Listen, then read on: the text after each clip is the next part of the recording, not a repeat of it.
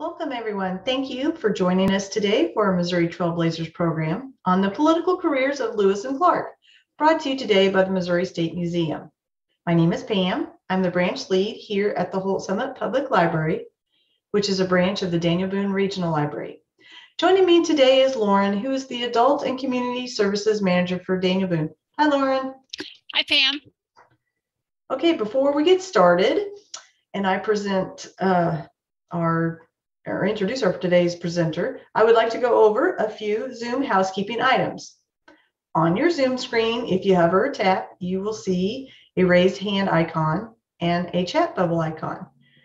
Everyone's microphones are currently muted. If you would like to ask a question at the end of the presentation, select the hand icon and Lauren will unmute you. You can also enter your questions or comments in the chat, which I will be keeping an eye on throughout the program. Today's program is being recorded and will be made available on the museum's Facebook page and the library's YouTube channel after it has been edited.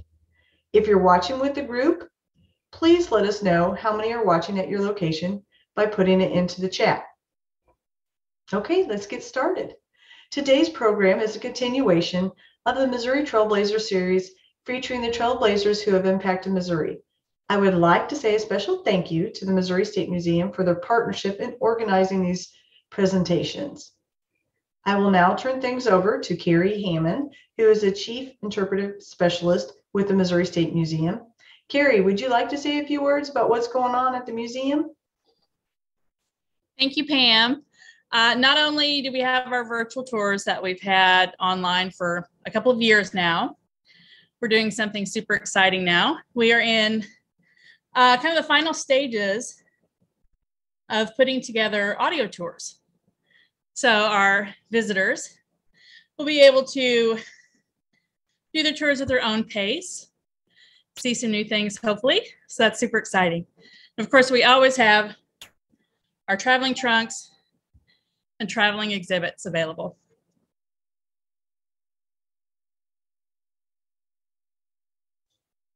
Okay, well, thank you very much, Carrie. We appreciate that. Today's program is about the political career of Lewis and Clark. This afternoon, we want to welcome Clinton Flowers. Clinton Flowers accepted a position as an interpretive education aide at the Missouri State Museum in April of 2021. He comes from a career in the research and managing the performance of workforce training programs for the state of Missouri. Flowers has a master's degree in public administration from the University of Missouri and a bachelor's degree in regional planning from Missouri State University. He is an avid researcher and a reader of Missouri's role in American history. Thank you, everyone, for being here. And now I'll turn things over to Clinton. Yes, thank you, Pam. Good afternoon. Happy to be with you here today.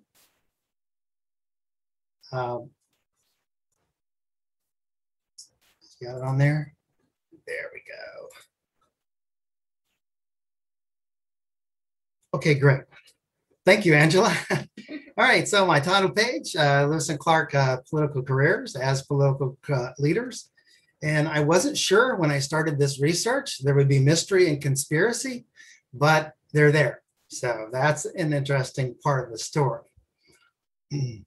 This is Meriwether Lewis and William Clark together. I like to point out this is superimposed portraits. Several years before real photography, you almost never see them together. So it's a superimposed image. Pardon? Sorry, is it moving on its own? Yes, Okay. Yes.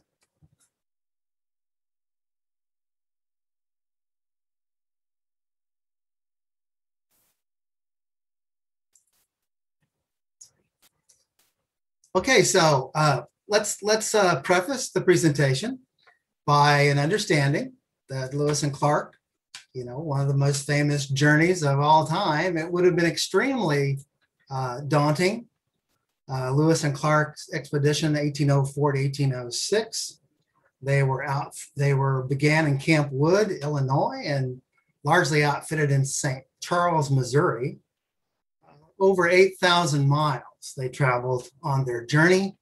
Thomas Jefferson tasked them to explore the Louisiana Purchase territory. And they knew that the Missouri River would take them there. A very monumental journey, a challenge, a task, a test of leadership, perseverance, honor to country, and especially to a man, Thomas Jefferson, the third president of the United States. But I will tend to refer to the journey as just the expedition or the journey. But to take a look at their political careers, by the way, both Lewis and Clark at one point were governors of the Louisiana Territory. So this is the Missouri Territory, which is the not really considered to be the northern half that's cuddles the Mississippi River, the Missouri Territory, and frequently it's more accurately referred to as Upper Louisiana.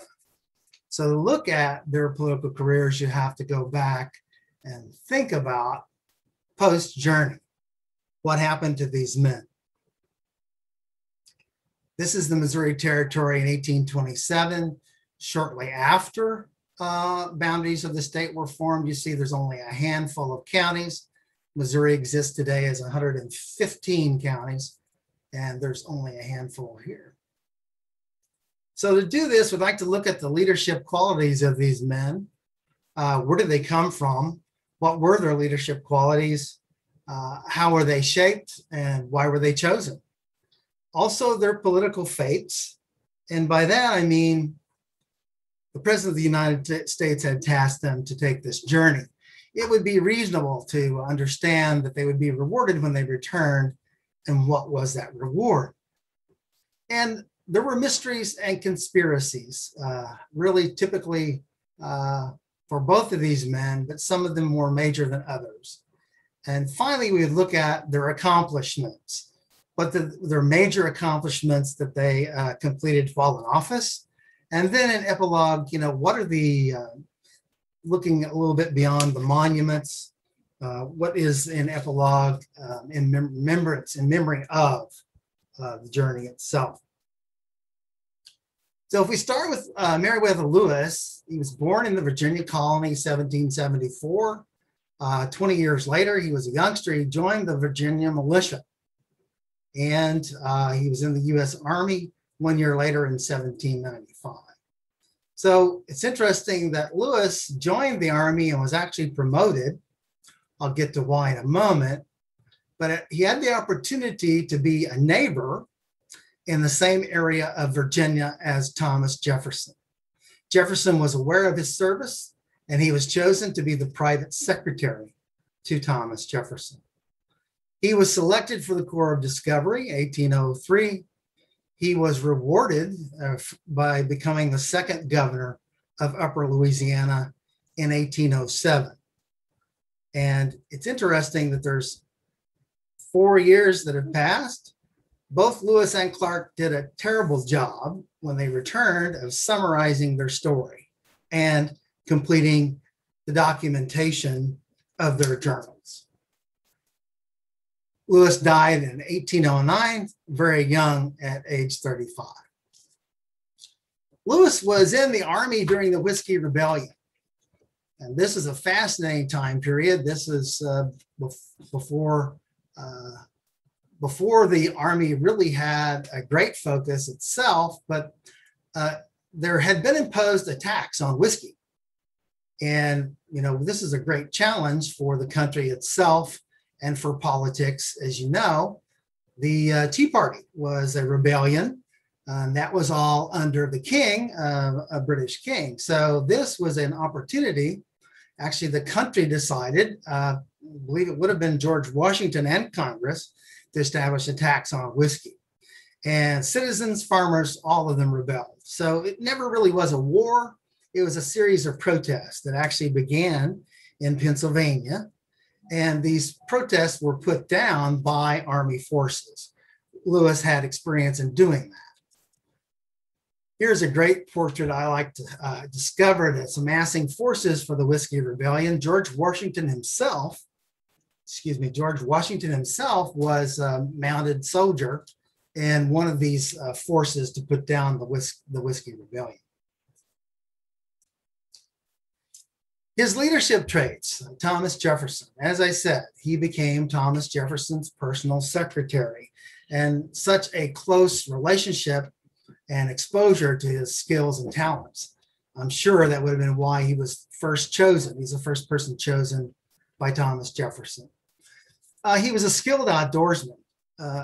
Actually, in frontier's days, many people were. You took the initiative, you learned to hunt, fish, provide for family. He was a leader of men in the military. As I said, he was actually joined the military as a first lieutenant, and he was promoted within that military service. A proven patriot. He was a man of science. Again, a whole lot about a skilled outdoorsman. People who would understand the fish, the fowl, the lay of the territory, etc. So he's a man of science, and he was touted as an ethnographer. The study of various cultures along the way. He actually didn't have the background for doing that, but in a famous book called Undaunted Courage, he certainly is touted as a very skilled ethnographer. And Jefferson frequently called him the waterman, even though Clark was actually the skilled and designated waterman. He called Lewis the waterman. So from Ambrose's book, he's also cited as just extremely detailed information about the Clatsop tribe in the Pacific Northwest, the Mandan tribe of the Missouri River. Very highly detailed information about how did they form social groups? Did they have families? What did they eat? How did they survive? All the cultural things that were just fascinating and very open for a country, and especially the leadership, to devour facts and details about the journey. William Clark. So what really compared these two? Let's compare them. He was also born in 1770 and also born in the Virginia colony. He actually moved with his family and lived in Kentucky for a time in the Kentucky Territory before they were a state. He also joined the Army in 1795. And if you'll think about how those time periods that coincide with Lewis in the Army, Thomas Jefferson allowed Meriwether Lewis to choose his co-captain. And the first person he thought of was William Clark. It's interesting that the time they were in the Army together in 1795 for only about 6 months, but it was Lewis that reported to William Clark, not the other way around.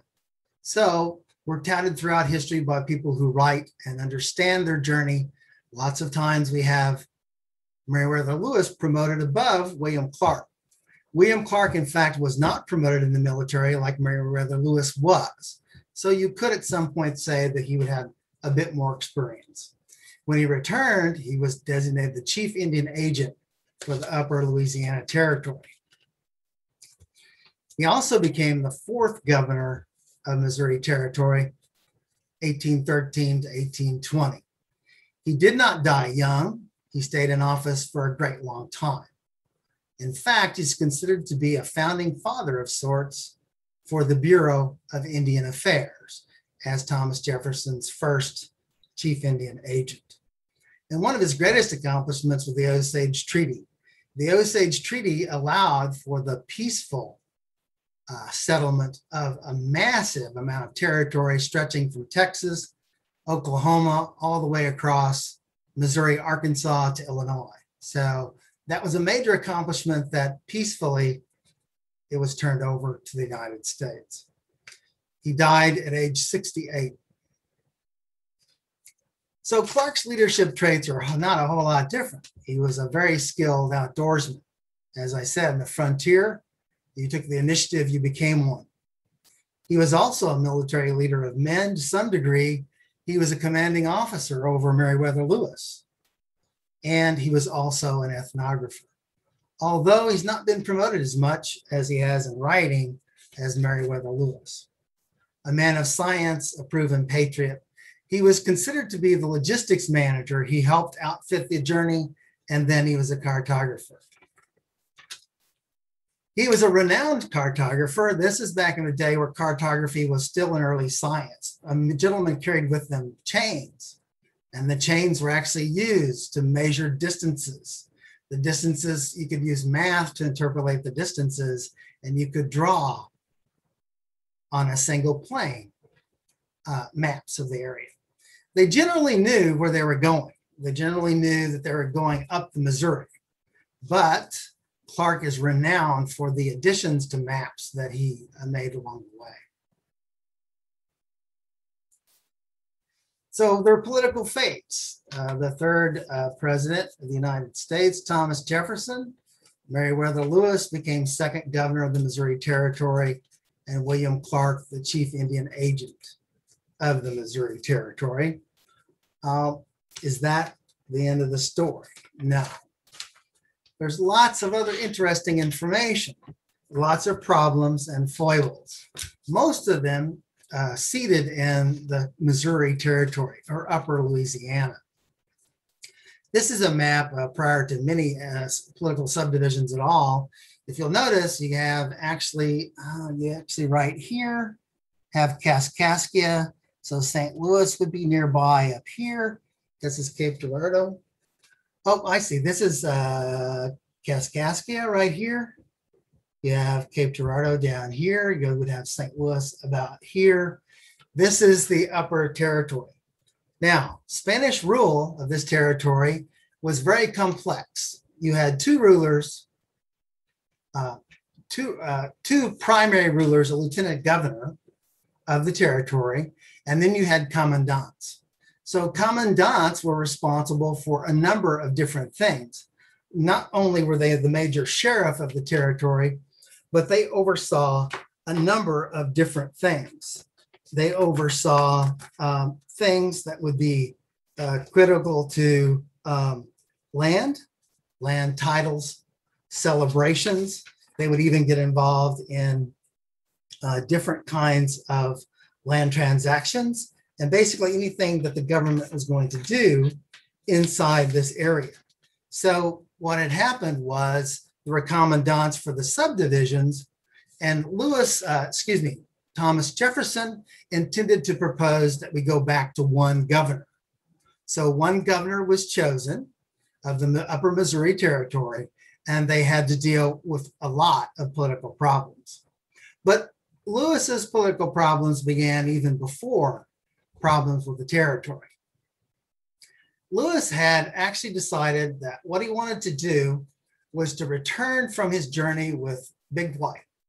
Big White was a chief of the Mandan tribe, and they thought that it would be an amazing thing for Shahaka Shote, the white coyote. They called him Big White, and they wanted to bring him from the journey on return, and they did. They took him to Washington, D.C. That was an amazing thing, and of course, Meriwether Lewis promised to take him back. There's the interesting problem there is that the expenses involved in returning him were not really part of the original Lewis and Clark journey. The other thing that happened was a gentleman named Frederick Bates, who was at the time appointed by Thomas Jefferson as the secretary of the Michigan Territory. Now, Frederick Bates eventually became the second governor of the state of Missouri once we founded our boundaries and became a state. But he was a major political rival of Meriwether Lewis. Here's the Michigan Territory before it was completely settled, just a handful of counties here. So what happened was that Clark decided he was going to submit for reimbursement from the US government his expenses in returning Big White and even some ancillary expenses that he had from the original journey. It's estimated that the expenses to return Big White amounted to as much as $20,000. Back in those days, it would have been an awful lot of money. Well, they began to question these expenses, and the most significant happening in between was that in 1809, Thomas Jefferson was out of office and President Madison took charge, and they began to question these charges. Well, Frederick Bates went in public notice that Lewis was guilty of embezzlement He even accused him publicly of embezzlement, and he accused him of also trying to form a new nation. Because when they made this journey back to return Big White, it was very mysterious circumstances. They thought, well, maybe he's actually trying to exchange property rights. And so Frederick Bates did this. Now, the first point of understanding with Frederick Bates also is that he was furious when Meriwether Lewis was granted governorship of the territory. He had experience as the secretary of the Michigan territory, and he felt that he should have been granted that position. So he was a thorn in Meriwether Lewis's side for certain. Lewis decided that the only way that he was going to be able to take care of his credibility, his skills, his reputation, was to be reimbursed. And so he would have to go to Washington, D.C. to settle this reimbursement. In those days, the fastest way from St. Louis to Washington, D.C. would have been the Natchez Trace. The Natchez Trace was the early turnpike in the country. It was settled from Natchez down on the Mississippi River and traversed crosswise to the Trace all the way to Nashville, actually, the nation's early turnpike. This turnpike actually, once you went through Nashville, would connect with the Cumberland Gap. And basically were surmounting the difficulties of crossing the mountains. Lewis was killed on the journey back to Washington, D.C. He would have traversed from St. Louis all the way down to Memphis. He off-boarded from the steamboat at Memphis, and he would have traveled east. He settled on stopping at Griner's Stand. In those days now, these stands were considered to be stops along the way. The stands began as camping areas when you'd be traveling by foot or by horse. And actually, to some degree, they became established by the distance that in one day's travel from one stand to the other. And then they became populated by business enterprises that were interested in taking advantage of money to be gained on the trip.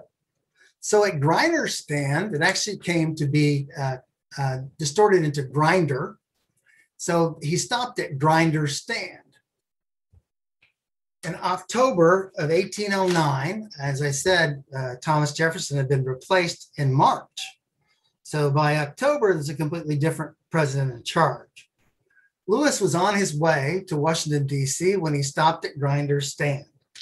And there's actually a really detailed story from Stephen Ambrose about what happened that evening. He goes down in history as actually being a matter of suicide. Mrs. Grinder reported in writing that she heard him. She checked into the Griner's Stand in the evening. He went for a walk before it got completely dark, and he settled in before she actually heard him walking across the floor. And at some point in the middle of the night, he was ranting and raving. The story is that at some point he got out his guns. He had pistols at the time. She heard a shot, and he apparently had shot himself. He fell to the floor, and she even reported to historians that he cried out, "Oh Lord." Not yet having died, he arose again, walked across the floor, and he cried out, "I have done the business, my good servant. Please give me some water." She did not intervene, and no one actually, I believe, came to his aid for some time. In the early morning hours of October 11th, 1809, he died. But was it a suicide? Actually, there's two different stories.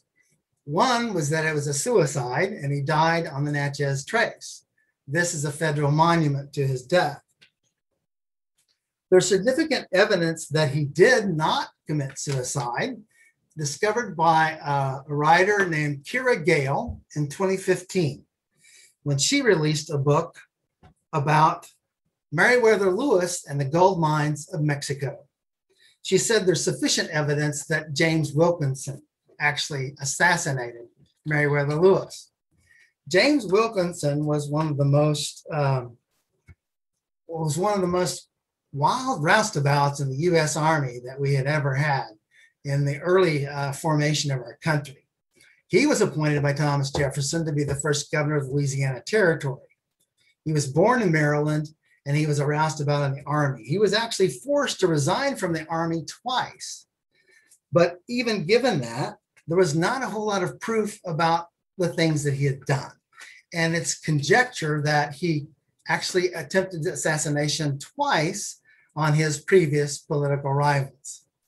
Thomas Jefferson said we still have no evidence that he committed these crimes and actually promoted him. Eventually, he became a U.S. envoy to Mexico. So why would James Wilkinson want to kill him? Well, posthumously, after his death, significant detailed information was gathered by the research of Kira Gale to show that what happened was Lewis was about to see all of the evidence that he needed to show he was accepting gold from Spain and the country of Mexico to be a spy. He was in fact one of the first spies of the US government, and he was proven to be a spy after his death. So did he commit suicide or was he killed? We really don't have sufficient evidence to know that. William Clark, did he avoid scandal as a public servant, or was there something else? Well, it's politics, and so there was something else. This is evidence about a conspiracy regarding William Clark. And this was revealed only this last spring, actually in February of 2022, when it was revealed by this website. It's called Ancient Pages. And a gentleman named Dr. Robert Lee, a professor of history from England, Cambridge University, discovered this map. You can see actually that this map is part of the Missouri Territory. Actually, it's difficult to see. I include the map here only to show that it does exist. Very hard for anyone to read this. This is the St. Francis River system here, drainage basin. This is the White River drainage basin here. Over here is, actually you can see that you can make out Kaskaskia, Cape Girardeau, would have been St. Louis. So this map was filed under somebody else's name. The map was filed under a gentleman named Eli Clemson, and this is not actually on face value proof that it's a fraud, but it's quite interesting. They used lines, mapping symbols, and there's actually some spelling here. Clark was notoriously bad speller, both in the journals, in public appearances. He was just a bad speller. And so he actually transferred that bad habit to some of his maps. So we don't have the skills or the information to attest to all of this, but why was this controversial? Well, Dr. Lee determined that if one of these boundaries is incorrect, it meant that at the time, this was in conflict with a map that existed for the Britain's Treaty of Ghent that was completed. And this demarcation, if it was misappropriated, showed about 10 million acres of land that was taken from the Missouri Territory for the US government and would have in fact displaced hundreds of tribes, native Sauk, Meshawaukee, and Iowa tribes of Native Americans. We don't have, as I said, enough information to know whether this is a fraudulent map. We can compare the two and see this is really angled quite a bit, but there is really good evidence that this would be similar to one of Clark's maps, but we have no proof as this map was unsigned and undated. So we have this fascinating conspiracy of William Clark to go along with the controversy and mystery of Meriwether Lewis, of whether or not he was shot, or whether it was suicide. What were their real accomplishments? Meriwether Lewis oversaw the creation of the Arkansas Territory. In his short period as an Indian agent, as the governor of the Missouri Territory, oversaw the creation of the Arkansas Territory, basically simply owes Meriwether Lewis for that. Established the first post office in St. Louis. He ordered the construction of a road to St. Louis from St. Louis to New Madrid. And this inevitably probably would have been the same trajectory that we see today on Interstate 55 for Meriwether Lewis's accomplishments. Another of the major accomplishments that he had was to be involved in an investor in the first bank of St. Louis. William Clark was lauded by native tribes as an Indian agent. They realized it can be concerned. There can be some evidence that certainly if that map was a fraud and he'd take a territory from Indians, Native Americans, then certainly that would have been a problem. But we really don't have any proof of that.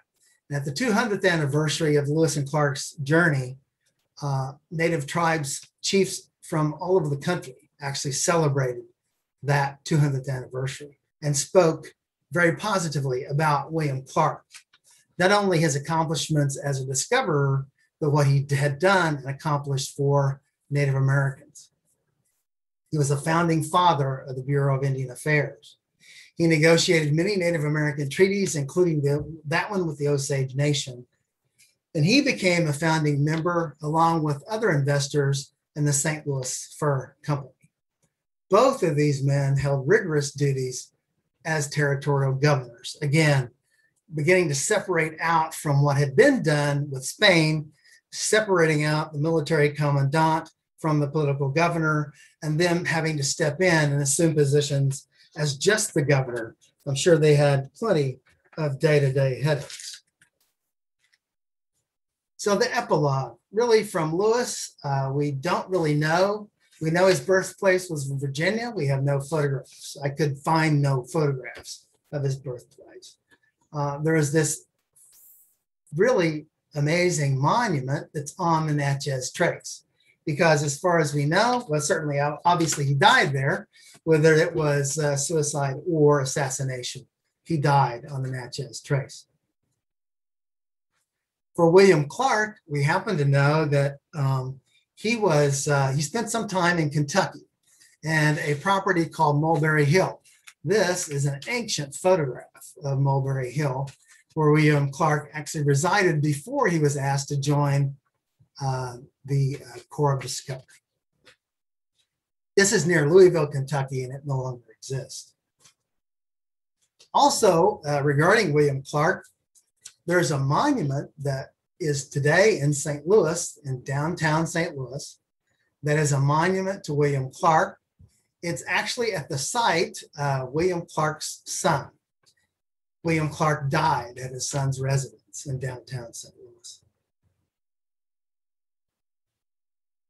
Moving on, in O'Fallon Park, Colonel John O'Fallon was William Clark's nephew.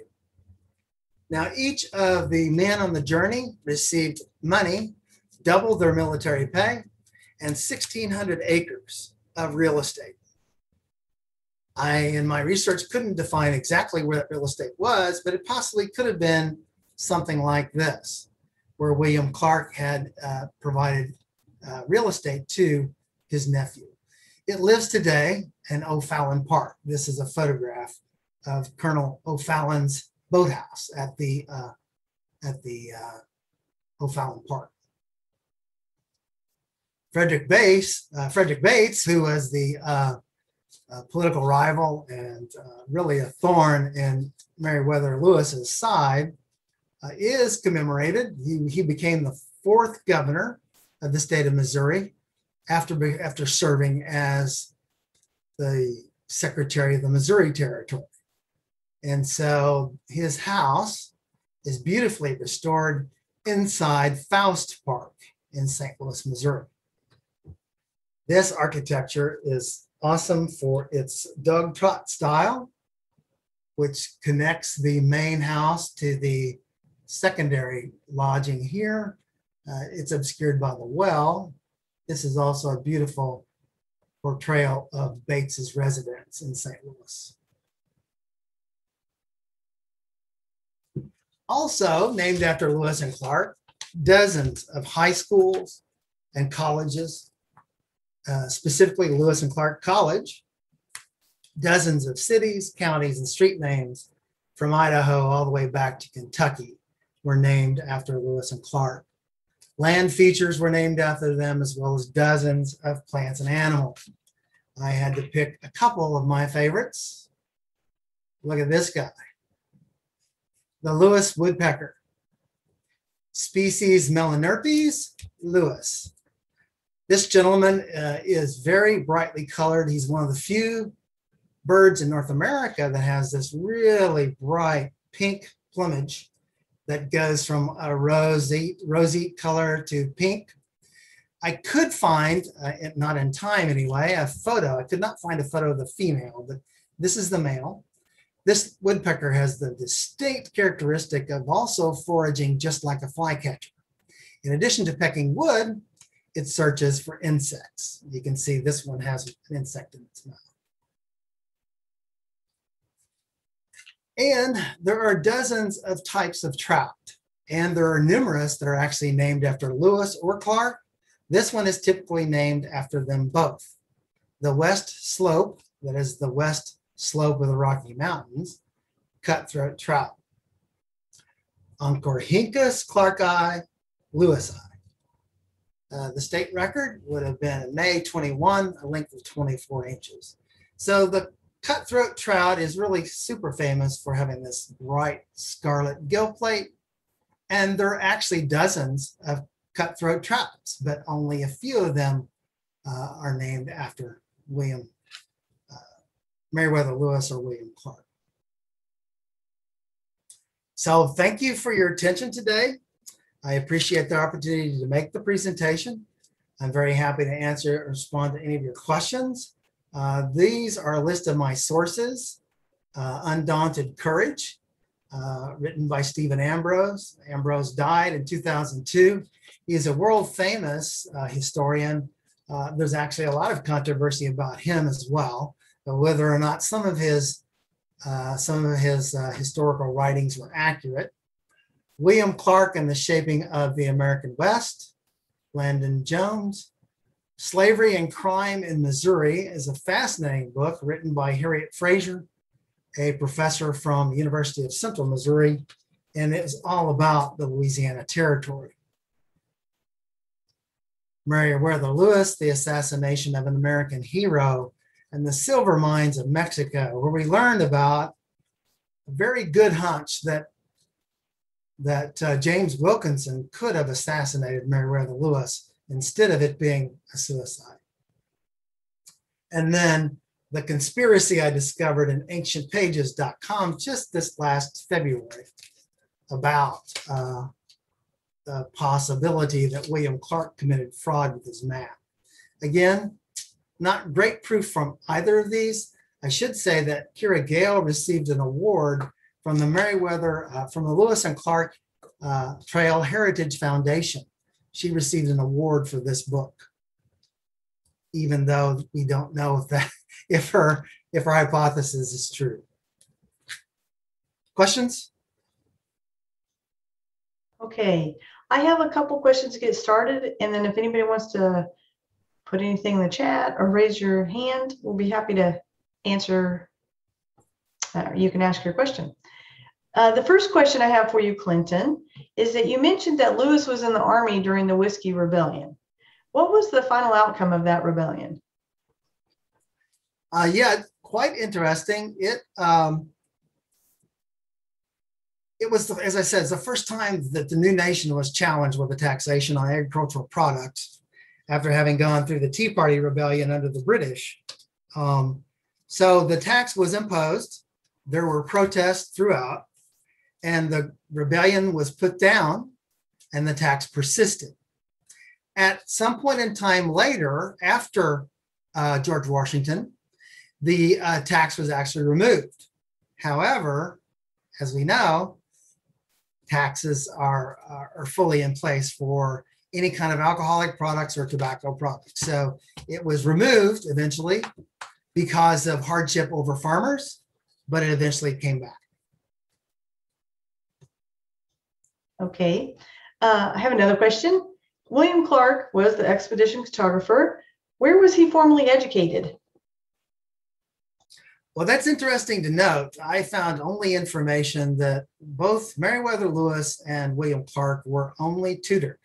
There is no real educational institution associated with their education, which is quite amazing considering how skilled William Clark was as a cartographer. The major difference was that Meriwether Lewis, I believe, is a little more fortunate. They made it really clear that he was tutored by individuals that were skilled, and that William Clark was tutored only by family. I think it was his initiative, his skills as an outdoorsman, and his persistence. He was determined to learn cartography. Okay. Frederick Bates was governor for only 1 year. What happened to him? He was, as I said, Lewis's greatest political detractor, which, by the way, I mean, can you imagine that he charged that Lewis was a traitor. He was a conspirator. He was a traitor, and he had embezzled funds from the federal government. But he only served for 1 year because he contracted pneumonia. They believe it was pneumonia. They had not sufficient diagnosis at the time, but all indicators point towards pneumonia. Short term of office. Okay. Also, you mentioned that the Natchez Trace ends in Mississippi or in Memphis. How was that the most efficient route to Washington, D.C.? Okay, so I could have said also, I didn't remind people, you could have gone up the Ohio River, but that's a struggle, right? Up the Ohio is different from going down it. So, and actually it did go beyond Memphis. It went to Nashville. But if you go from the beginning of Natchez, Mississippi to Nashville, Tennessee, it's a very short walk, relatively speaking, to get to the Cumberland Gap. So the Cumberland Gap combined with the Natchez Trace help you circumvent hilly, arduous terrain. Because Cumberland Gap opens up into a very flat level, open area that puts you on the eastern seaboard. Lauren, you want to ask your question? Oh, sure. So you mentioned, I think, that neither Clark nor Lewis were great at putting their records together, compiling them or compiling their journals or documents satisfactorily after their journey. Do you know why that was? They were just procrastinators. I think, I don't have a lot of detail in my research or my presentation, but I think they were rock stars, if you will, of their day. They were the earliest version of rock stars, I think you would say. And they were enamored with their notoriety, and they just put it off. They also played with the idea of whether or not they should write it themselves, or whether they needed a publisher, a writer. And so they played with that for several months. And so it was a long time before they actually published their journals. Okay. How can both Meriwether Lewis and James Wilkinson be the first governor of Upper Louisiana? Yeah, so with me as an individual, it's always hard. It's a great monumental story, but you have to segregate what was Lewis, what was Clark. At times,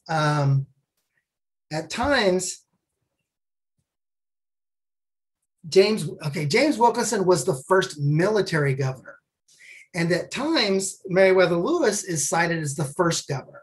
So when we talk about this transition from Spanish government with a commandant and a military director, so James Wilkinson definitely was a commandant. He was not a political governor, but Thomas Jefferson had put him in place. So he was the first governor of Upper Louisiana. And technically Lewis was the second. So you will find some research documents say that Lewis was the first governor. That's because he wasn't a military governor. He was meant to be a political governor. And they began to sort out the distinction between what Spain had created in terms of the military and the political governors. Clinton, do you know if either one, Lewis or Clark, their burial places are in Missouri? Well, Meriwether Lewis is buried on the Natchez Trace. Okay.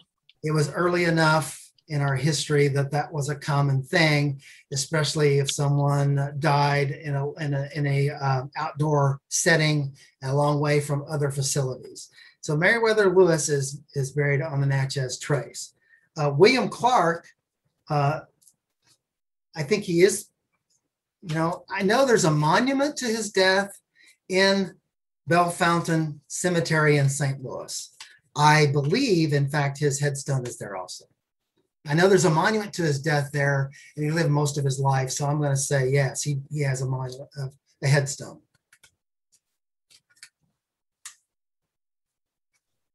Hey, you obviously are an avid reader and historian and enjoy that. What was your most fascinating piece of information that you discovered yourself about either William Clark or Meriwether Lewis that you come across during your research? I think the most interesting thing is, and I actually failed to mention that Frederick Bates was a thorn in his side as a political opponent, but he also suffered greatly from depression. He was depressed a great deal of his life after he returned from the journey, and he was an alcoholic. He was known to be an alcoholic, established by his behavior after he returned from the journey. It's kind of interesting that he was a soldier during the Whiskey Rebellion, and he also partook in opium. That was a big surprise, that if you look at the fine detail, research his history and his life, that he would partake of opium. So he was also a drug addict. There's a reason why he lived a very short life. He was partaken by depression. And the number one reason he was depressed, he wanted nothing more than to find a woman and to have a family. And he failed. He was a failure at that. How about James Wilkinson? After Lewis had passed away, was there much about him? Did people talk? Was there do you know anything else about him? Yeah, the most fascinating thing about James Wilkinson is that even though he was promoted in the Army and promoted by Thomas Jefferson, he kept saying there's no proof of fraud, there's no proof that he tried to assassinate his political enemies, and Thomas Jefferson was a fan of him. But he nevertheless ascended to becoming eventually the 9th person in charge of the US military. And what he instituted as the 9th military officer was no more braids for the US Army. That's a fascinating fact that had been, unprecedented. He demanded that military officers cut their hair, which had not been the case for the Continental Army or the Revolutionary War. It wasn't adopted overnight, but over a period of years. That is the case today, isn't it? That military dress not have braided hair. Lauren, do you have another question yourself? I don't think so. This has been fascinating. And the murder sort of conspiracy in particular, I had always heard that he had died by suicide. And so the fact that maybe that's not the case or could not be the case, I don't know, it's interesting. But I didn't know much about their lives after the journey was over. So I really appreciate knowing more. So there is very good forensic evidence. To this day, you read in the newspaper that it would have been suicide because holding a pistol in front of you at a certain angle all of those things were in place. So he was a coroner's ruling that he did commit suicide. There was, however, another coroner's opinion that it could have been assassination. Either way, it would not have been Wilkinson himself. He probably would have paid for someone to do that, if in fact that happened. Okay, does anyone else have any other questions? Did I miss anything in the chat, Lauren?